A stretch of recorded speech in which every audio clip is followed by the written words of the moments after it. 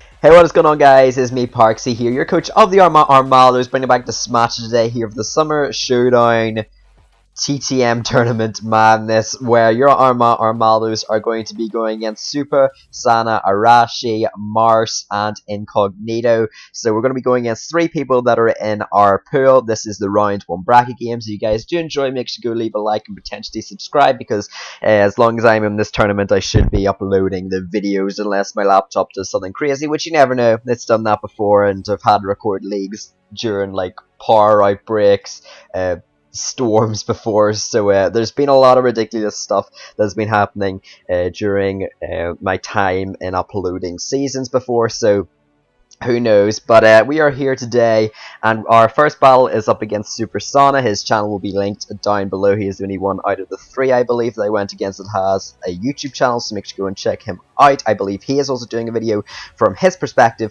of the TTM tournaments, which is very, very cool. But I firstly want to give a huge shout out to the front office. This is going to seem very unprofessional. It's probably going to be zoomed in somewhere weird, but I want to give a shout out to Haz, Mike, MX3, Jingus, Jack. No, yeah, wait, okay, right, I have to clarify. Lots of people have called themselves Jack because I was going to be going up against Jack in week 8 of the DGBA, and usually I make kick people from my front office when I'm going against them, obviously, so they don't see my sets. And I was going against Jack, so people were trying to confuse me by all renaming themselves Jack. We've got JP, Spoink, Jeremy, JJ, the new member Orozco, Pack, and Radatamen that helped me out a lot, but I'll get to him in a minute because he deserves his own special shout out later on in the video, which I will get to. But of course, these people have helped out, some more than others, some have just been there in the background, but we love them for that in the server. So yeah, Super Sana Arashi, as you guys know, we have got a Pokemon that we drafted from, so I decided to bring in my first game Tapu Koko, Nidoqueen, Mega Steelix, Infernape, Araquanid, and Latias, whereas he brought in his Infernape, Serena Primarina, Thundurus, Therian, Mega Pinsir, and Behem, leaving behind the Jirachi and Florges, which are two ginormous threats that I'm very thankful are set on the bench. I did not expect Behem to come. It might be a little bit of a threat, but I have got Toxic on Steelix if it does become a bit of an issue, and Infernape with Choice Band can probably take you every single Pokemon on his team as long as he's not running a, excuse me, I had to scratch my leg, as long as he is not running a bulky Primarina, or I guess a Primarina with a good bit of HP. At the very least. But I decided to lead off here with my Tapu Koko because barring Choice Scarf as I outspeed the entirety of his team, I do expect his Choice Scarf to be Infernape. I mean, when you're going to against a team where I believe his fastest Pokemon is BS 105, 108, sorry, which is his Infernape, you are going to be running at least one Choice Scarf, or else, because his team can't take hits from Tapu Koko either, his only electric immunity is Thundurus, and I can chip that down very easily thanks to him not bringing his two Wish Passers in Jirachi or Florges. But let's get into the battle. So as I previously mentioned, I'm going to lead off my Tapu Koko as he leads off with Serena. So that is going to be very nice. Get some U-turn chip off. I'll get about 40-50% off on this thing, and then I can switch out into my Nidoqueen, potentially get on my Stealth Rocks. But this thing actually turns out to be Choice Scarf, which is good in two ways, bad in one. Firstly, he gets a chip off of me, which is a little bit annoying, but I do know he's Choice Scarf, and I also get a slow U-turn off here into the Behem, taking 40% off and putting it directly into range of my Choice Band Infernape, so I'm instantly going to go for the aggressive play. I don't see why not. I am just going to fire off a Flare Blitz, as he is going to go out into his Primarina, maybe underestimating the power of Infernape. I mean, there is no reason for him to expect Choice Band, but now he knows that I am a Choice Band Infernape, which I'm completely fine with because we just knocked over half of this Primarina's health off, and that'll definitely help it out when we have our Miracoat Sylvester Araquanid in the back and we try and 1v1 it. So I'm just going to go for another Flare Blitz as he decides to sack off his Behem, which is fine. Behem could have been annoying with the Calm Minds and the shenanigans like that, especially because I did not bring my Umbreon. But he's going to go out into his Infernape. I decide to go save my Infernape, especially because it can just nuke his team. I go out into my best response, which is my Araquanid, in my opinion, as he goes for the close combat, which hurts a lot, and he actually turns out to be Life Orb. So this thing is a very strong Infernape. I believe even Adamant Infernape. So he is going to go switch out into Serena here, as I do go for the Infestation, expecting the Primarina to come in, because if I could force the Primarina in and force it to go for a Moonblast versus me, I could get a kill with my Araquanid. But Infestation is nice still because Serena is going to be forced to stay in here. As I'm going to go switch out into my Latias, because if I can get Latias in against a Trop Kick, I can very easily just fire off a Psyshock versus this team that'll do which he has no resist to, but he does go for the knockoff, which is a very nice play on his behalf. But that is going to mean that I do get a free switch into Mega Steelix, and I don't think he's in a position where he can start making crazy doubles. He has to play a little bit safer, so he is going to go for the knockoff. Steelix is going to take that, and then I'm going to be able to get off a free heavy slam, which even Thundurus and Infernape will not appreciate. It'll do about 40% to them, so I'm just going to Mega up with my Steelix. He's going to sack off his Primarina, as it is definitely not going to be taking a heavy slam. So there we go, Mega Steelix getting a kill. I'm going to try and hopefully show other people, you know, Mega Steelix is an underrated Pokemon, but I have got one of the best Mega Steelix players. I say that, but he's used Mega Steelix in so many of the DTBA seasons. We've got JJ in the front office, and he's said, you know what, I'll help you out with any Mega Steelix set that you need for the week. So he's just going to be helping me with that one single Pokemon, I guess, and critiquing me. But anyway, we just decided to sack off a Araquanid. It really isn't that useful. It gets outsped by everything, probably KO'd by everything. So I just need to sack off Araquanid there, as in I am going to bring my Nidoqueen and I'm going to get a Poison Jab off. I could also get up my Stealth Rocks, but I just think the Poison Jab's the safest, just because he has no switch-ins to Poison left on this team now that he hasn't brought the Jirachi, which was his only Poison Resist. So I'm going to go for the Poison Jab. Unfortunately, however, he does go for the Trop Kick versus my Nidoqueen isn't scared out, so that means that I am going to have to take a bit of damage, which means that I am in range of things like Infernape and also the Mega Pinsir and also the Thundurus. So basically, Nidoqueen's got a kill, great for it, but Thundurus, basically, it's weak to everything, so I'm just going to have to sack it off to whatever he decides to revenge kill me with. This is going to turn out to be the Thundurus, and if he does set up a nasty plot, I will be able to Oko him with my Ice Beam, especially because his Thundurus is going to have to run a very weird set versus my team. He's going to be kind of pigeonholed. He can't take down the whole of my team with his Thundurus. He has to run a Sylvest with Tapu Koko if he wants a good switch, and nasty plot, he needs like... if he wants to be dual dance to sweep my team, he has to have 2 attacks, which can't get through the entirety of my team. But he decides to sack off his Thundurus here, so they go into my Infernape, knowing there's no switches left, and this is going to go into Infernape to revenge kill me. So I'm wondering if this is going to be a speed tie, but I don't need my Infernape anymore, as it is in range of basically a Mach Punch from this thing and also a quick attack from Mega Pinsir. So yeah, I'm happy with sacking off my Infernape. It did the job. It got about 2.5 kills, so what can I say? Good game one for it, as I am just going to go into my Tapu Koko here for fire off my Electron EMZ Wild Charge. This is going to definitely decimate this Infernape. I didn't want to take the Wild Charge recoil, because if he went for Mach Punch and I went for Wild Charge and took recoil, I believe if he crit his Mach Punch and then if he crit his quick attack, he might have been able to knock out my Tapu Koko. But I am just going to be able to pick up a very nice 3-0 win versus Super Sauna. In the I've kept on changing up my pronunciation of his name. Sorry. But we're going to get a very nice 3-0 win versus him, as he is going to try and play off my Choke and probably go for the Earthquake. So that is game 1, and let's go to game 2. Okay guys, so this is game 2, and I just want to let you guys know that this is in chronological order. So I played against Super Sauna the first game. He was the first person I've ever played against, then it was Incognito after him, and then finally was Mars. So this is in chronological order. It's not in order of how much I won or anything, and for future videos it shouldn't be. It should just be when I played them. So the first battle that I've played is the one that you will be seeing. But Incognito, he didn't bring the Decidueye, nor did he bring the Gliscor, which is great for me, because Nidoqueen, which is Choice Scarf in the back type speed, is Megmanectric, is Latios, is Infernape, and things like that, is going to be very nice, especially because I can just spam Sludge Wave versus this team. He also does not have any Fairy Resist on his roster, which means that my Calm Mind, Fairy, and Tapu Koko can just absolutely decimate him. And then we've also got Shaman and Araquanid, Shaman and Umbreon, I should say, who weren't there in the previous games and are hoping to make a good debut. So I've already brought, I believe, the entirety of my team in the first 2 games, which is very nice, because as I said, from my team builder, and what has told me, all 8 of your Pokemon need to be Pokemon you bring every single week. in a regular draft.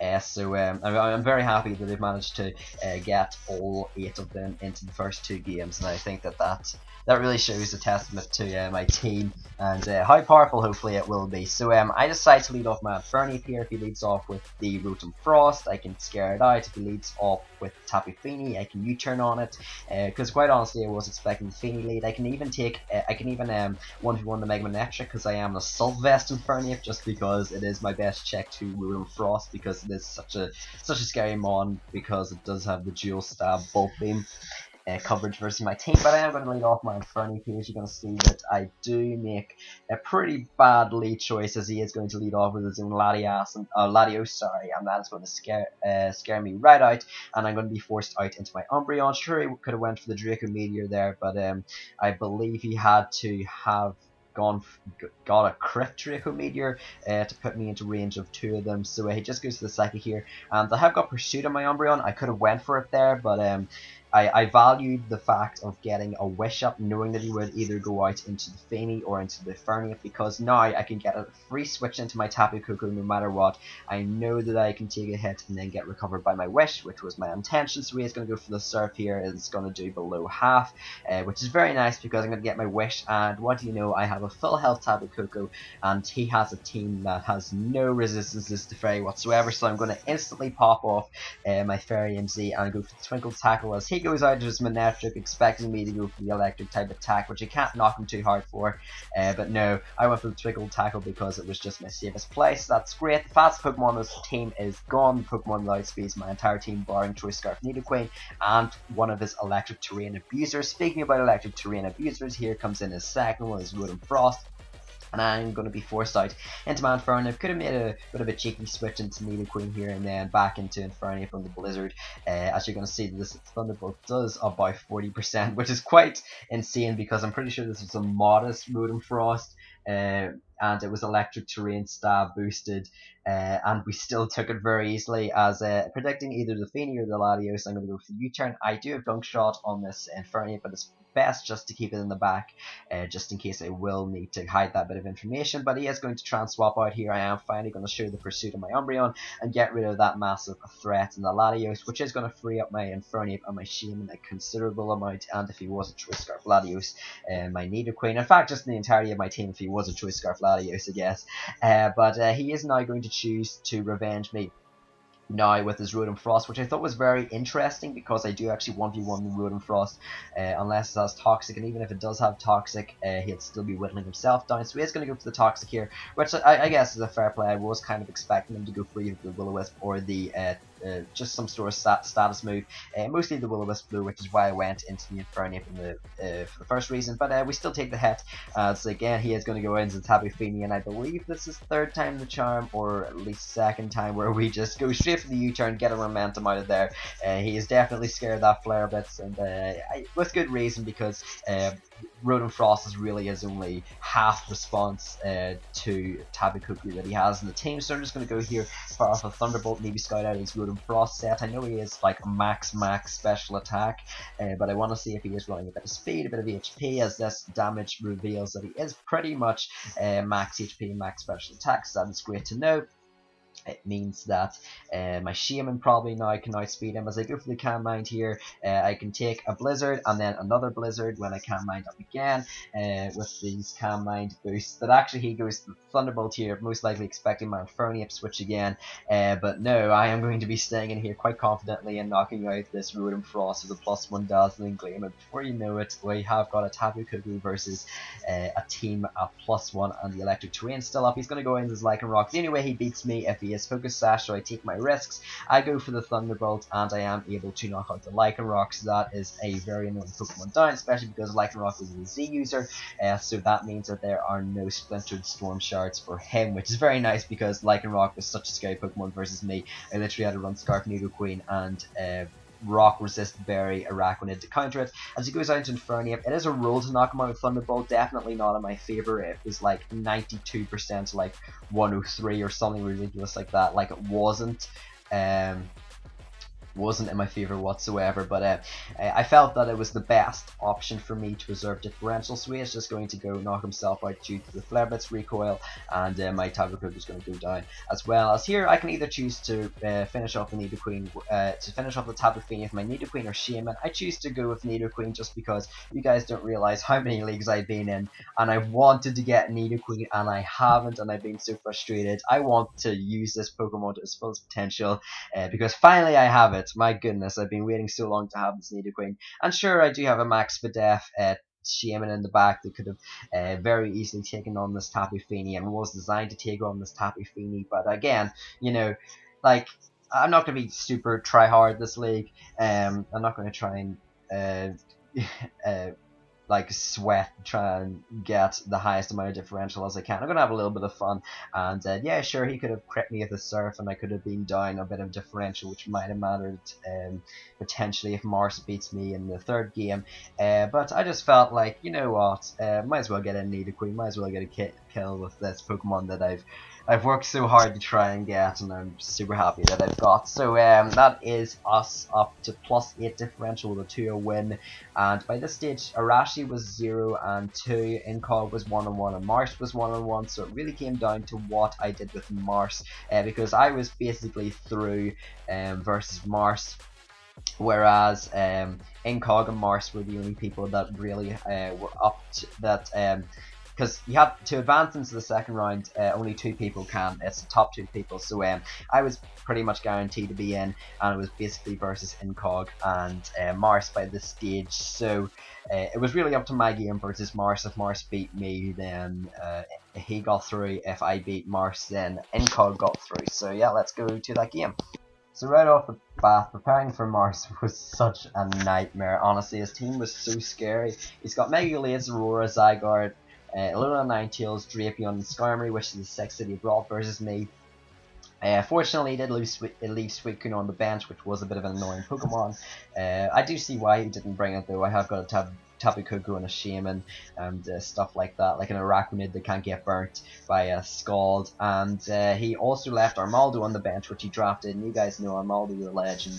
If I go against an opposing Armaldo, like, my goodness, I'll just start crumbling. So we have to go against a super scary team, and I am so weak to his threats. Zygarde destroys me, Mega Gallade destroys me, Zorora destroys me, Drapion's just an annoying Pokemon if it's the Sulfest variant, Skarmory just can't die, and Alolan Ninetales can definitely help out the Skarmory, especially with the Aurora Veil and the rest of his offense with the Aurora Veil. So I am running a bit of a weird team. I'm running stuff like Choice Scarf, Latias, especially defensive Taunt, Tapu Koko, Expert Belt, 3 attacks, Nasty Plot, Infernia, physically defensive Shaman with Leech Seed, Rest, Toxic, and Leech Seed, Toxic, and Seed Flare, Spadef, Araquanid, pretty standard, and then just pretty standard physically defensive Chompleberry, Umbreon, which I know is a bit predictable, especially because they brought versus MX3 in the DGBA, but I am going to take my chances just because it is my best response to the Mega Blade, which sounds kind of funny and kind of sad as well. But I also want to give a huge shout out to Rata, man, because we were discussing about the team. He comes to me and he's like, I've got a team ready. And at first, I really didn't like his team because it was status spam. So I went away and made my own team, which was like dual screens, Tapu Koko, offense. And then I didn't like that team, so then I made a what else? I made a hazard stack team, and I didn't like it either. Then we decided to merge all 3 of the teams that we created and merge them together, and actually worked really well. So shout out to Rata, man, thank you so much, because the Latias set was his idea, and also the Shaman set was his idea as well. So huge shout out to him for that. Obviously I helped out a bit as well, but yeah, he definitely did his part in helping out the team, so thank you so much for that. But I decided to lead off with my Tapu Koko here, just because if he leads off with his little Ninetales and gets up on Aurora Veil, that's basically 8 turns where I can get swept, which I do not want to get swept. So yeah, because I'm pretty sure, as I mentioned previously, but it was reaffirmed now as Arashi wins 0-3 that I was into the second round, but I do want to try the hardest that I can. I could have just uh, kind of stalled out Mars and went for the 0-3 forfeit win, but I think that Incog needed him to, if he beat me 1-0, Incog still got through.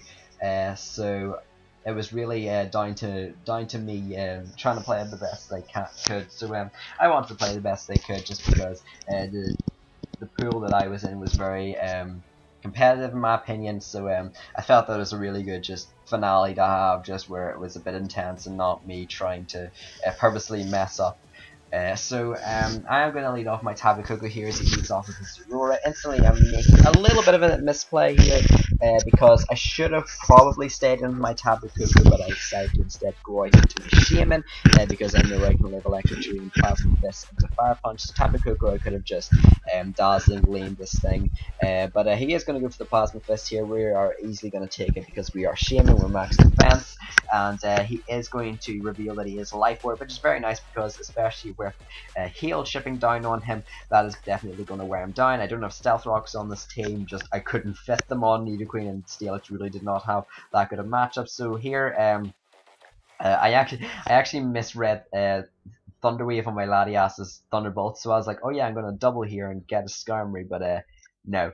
So I go for the Thunderwave, and Pokemon, the Pokegods have spoken and said no to me, and I did not get a paralysis off in the Skarmory, which would have helped out a lot because stuff like Arachnido would have been able to outspeed it, Umbreon would have been able to outspeed it and get wishes off, but you know, it's Pokemon, it's a game we play, it's a 90% accurate move.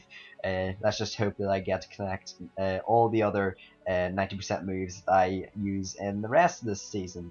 Something tells me no, but he is going to go for the Plasma Fist with his Aurora. Does an absolute crap ton of damage because it is stab and electric terrain boost. I'm just going to go here for my Dazzling Gleam as the electric terrain is going to run out, so that Plasma Fist is going to do far less damage than it did versus me in the first time. So he is going to be forced to Volt Switch out here. I'm really unsure about this Volt Switch play just because he is going to take the 10% chip, and he is going to be worn down a bit, especially because Aurora just is really good versus my team. It's good against Arachnid and just getting momentum against other more important things. But he does get his Drapion, and as I'm just going to roost up here because I need to keep myself healthy for the Alolan Ninetales. I need to, if prepared, go for the taunts and just take a Blizzard.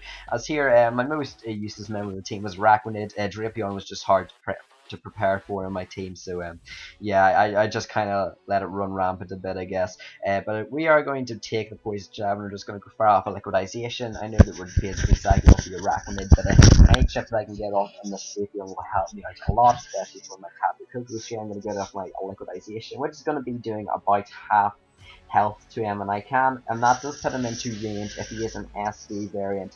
That does put him into range of my Infernax Flamethrower, so I am just going to go out into Infernax to revenge kill him, as you're going to see sooner or later that I do make a little bit of a mistake. Also, sorry if Mars's character sprite goes off and on. He kind of had some internet problems. I could have actually started to I guess not timer stall him a bit, but like turn on the timer. But I just felt that was very rude of me to do, and I just felt it wasn't really fair. So I just go for the double flamethrower. He does turn out to be a Assault Vest, and he's going to Earthquake me, take off a lot of my take a lot of damage off me. As here he goes out into the Zygarde. Now, I do decide to go for the Hidden Part Ice Man Fernie. If I have it in Expert Belt, I can Oko this thing. If it's Yachi Berry, I can pop it. Just basically, if this thing is a substitute variant of Zygarde, I need to just hit what's in front of me. I can't be playing around with a massive threat like it. So I'm just going to go for Hidden Part Ice, as he does reveal to have the Extreme Speed, which is great because that most likely means he does not have Substitute, and if he does, then that means he doesn't either have Dragon Dance, Thousand Arrows, or Outrage, and he is most likely Draconium Z then.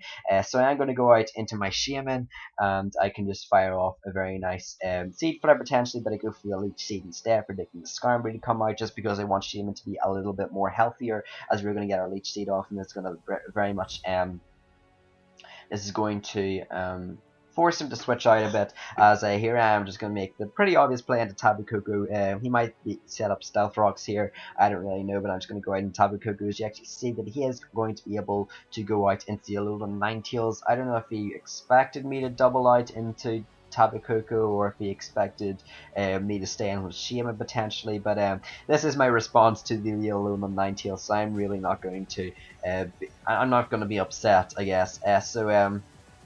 I'm going to go here and go for my taunt. He probably isn't expecting that, as I expect him to go for the Aurora Veil, as he does, so that is very nice, because that means that this thing cannot set up the Aurora Veil for stuff like Zygarde or for Mega Gallade to sweep me with, so I am just going to go right here, go for the Dazzling Gleam in case Zygarde ever wants to come in, because that thing is scary. Could have went for the Discharge, could have went for the Paralysis, but I just think that it was better just to go for the Dazzling Gleam, because if we went out into Zorora or into Zygarde, then that would have been a lot, very scary, as we are going to be able to roost up here. So it's either he's either timid and he got a very high roll with that Blizzard, or he is either modest, as he fires off another Blizzard which does 50%, and that tells me that he's a modest Alolan Ninetales, because Alolan Ninetales should be doing 49.5% with Blizzard to me.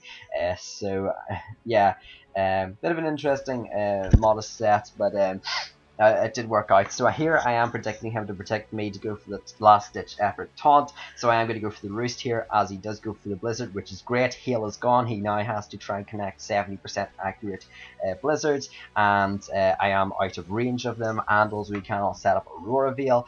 So I am just going to fire off another Dazzling Gleam, and that might put him into range of Dazzling Gleam potentially.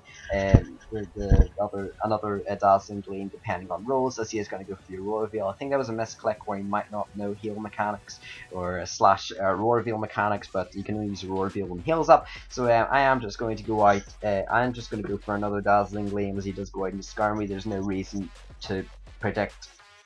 I might as well just go for the Dazzling Gleam, as I'm just constantly getting leftovers recovery, which is very nice, because I can start taking on this Aurora. It doesn't mean I have to like try and keep on continuously roosting up on this Aurora, which could gain momentum. As here I'm just going to go for the Discharge, as he turns out to be, I believe it's the Death Skarmory, as he is going to go for the Iron Head. This is not going to do very much damage at all. I'm trying to figure out what he had Iron Head on Skarmory for.